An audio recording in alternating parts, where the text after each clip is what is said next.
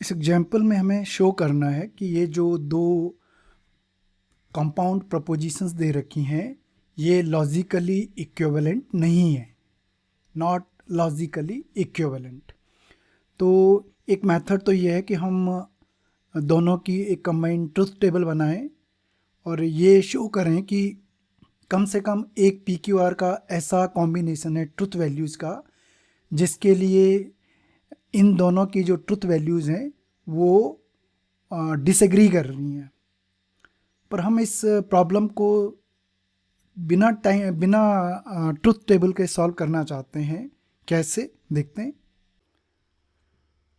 तो हमें दो कंपाउंड प्रपोजिशंस दे रखी हैं और हमारा एम होगा कि एक पर्टिकुलर PQR का ट्रुथ वैल्यूज़ का कॉम्बिनेशन सर्च कर पाएँ, ऐसा कॉम्बिनेशन ताकि एक कंपाउंड प्रपोजिशन इन दोनों में से अगर एक ट्रू है तो दूसरी क्या होनी चाहिए, फॉल्स होनी चाहिए। पर इससे पहले हमें एक चीज़ का ध्यान रखना है कि जो कनेक्टिव यहाँ यूज हो रहा है, जो लॉजिकल ऑपरेटर वो यहाँ यूज हो रहा है, वो कौन सा ऑपरेटर है, इम्प्लीकेशन। और अगर मेरे पास P इम्प्लाइज Q ये कंडीशनल स्टेटमेंट है तो ये सिर्फ एक केस में फॉल्स होता है, जब हाइपोथेसिस ट्रू हो और जो कंक्लूजन है वो फॉल्स है। उस केस में ये स्टेटमेंट क्या होता है, फॉल्स होता है। अदरवाइज हमेशा ये ट्रू होता है। तो हमें ये ध्यान रखना है PQR का कॉम्बिनेशन लेने से पहले। तो अब यहाँ पे हम, ये मेरा P है, ये Q है, ये R है। अब हम T वाला, तीनों T हों वो कॉम्बिनेशन लेके कोई फ़ायदा होने वाला नहीं है, क्योंकि T हमेशा मुझे पहले का भी ट्रू देगा, दूसरे का भी ट्रू देगा। हम चाहते हैं कि ये अपोजिट हो।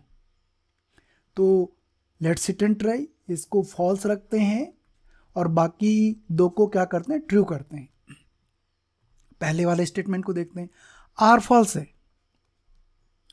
P एंड Q, P क्या है, ट्रू है, Q भी ट्रू है। ट्रू का क्या आ जाएगा, ट्रू आ जाएगा। और ट्रू फॉल्स का यहाँ पे क्या आ जाएगा, फॉल्स आ जाएगा।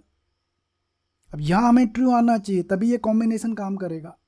नाउ P क्या है हमारे पास, ट्रू है। Q क्या है, ट्रू है। ट्रू, R क्या है, फॉल्स है।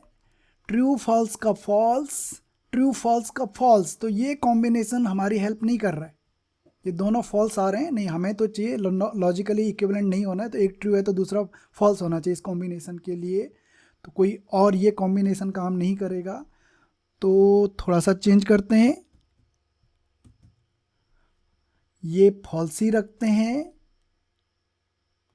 यहाँ पे अगर P जो है फॉल्स हो जाता तो फॉल्स ट्रू का, ये तो ट्रू रहता, यहाँ फॉल्स आ जाता। अगर यहाँ ये फॉल्स होता तो फॉल्स का क्या हो जाता, ट्रू हो जाता। यस, तो इस T को यहाँ पे कर देते हैं, P वाले को F कर देते हैं, Q वाले को कर देते हैं हम ट्रू ही रखते हैं। और अब ये कॉम्बिनेशन ट्राई करते हैं। तो पहले वाले कंपाउंड प्रोपोजिशन के लिए R हमारे पास क्या ले रखा हमने, फॉल्स। P है फॉल्स, Q है ट्रू। फॉल्स, ट्रू का क्या आएगा, ट्रू आएगा।